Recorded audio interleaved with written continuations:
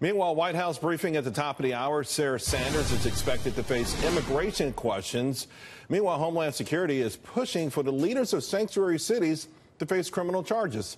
To Texas Republican Congressman Brian Babin, Congressman, you've had these sanctuary cities and now potentially sanctuary states that have almost dared the federal government and the Trump administration to follow through on these threats. I mean, could we actually finally see a crackdown? Absolutely, and I really commend the administration, the Secretary of the Department of Homeland Security, for doing this. It's just inconceivable that elected politicians, local and state, could put their own citizens in jeopardy the way they do with their sanctuary city and state policies. So I welcome this. I think it is greatly needed. In fact, I'll tell you this, Charles, that these policies are putting our ICE agents and other immigration officials at great risk as well, because they have to go into these communities and try to arrest these criminal aliens.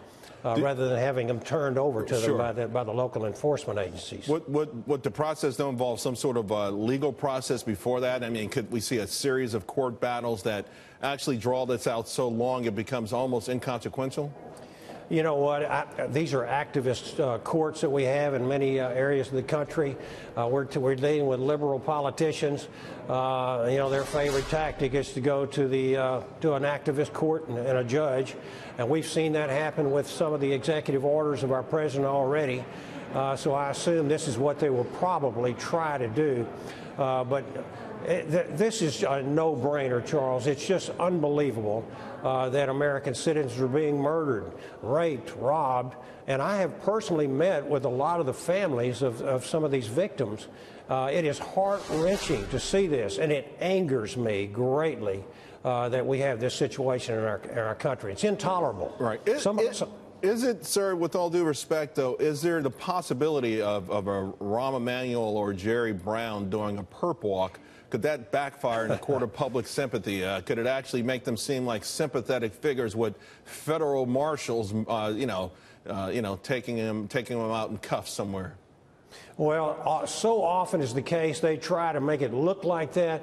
But I think if the truth is known and is reported upon properly, that we will see these victims, American citizens, legal aliens, people who are here and doing their jobs and making their communities better, raising their children, and seeing them as the ones who are the true victims here, not criminal aliens being protected by these politicians. I think it's hopefully we won't see that happen, but hopefully with these local and state officials will start cooperating with the federal government and obeying the law. We are a nation of laws, not of individuals. Sir, we've got less than a minute, but I've got to ask because we saw the governor of New Jersey sworn in yesterday.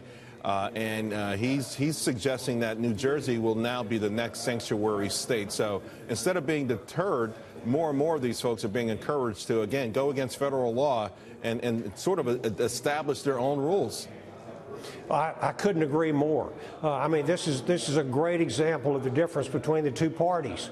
One believes in political correctness and diversity and all of the catchwords of the left, whereas and those are the Democrats, of course, and then the Republicans believe in the rule of law and protecting our citizens and national security.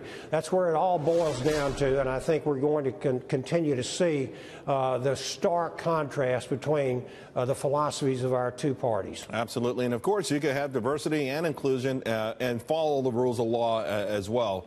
Sir, Absolutely. Thank you. Always appreciate your time.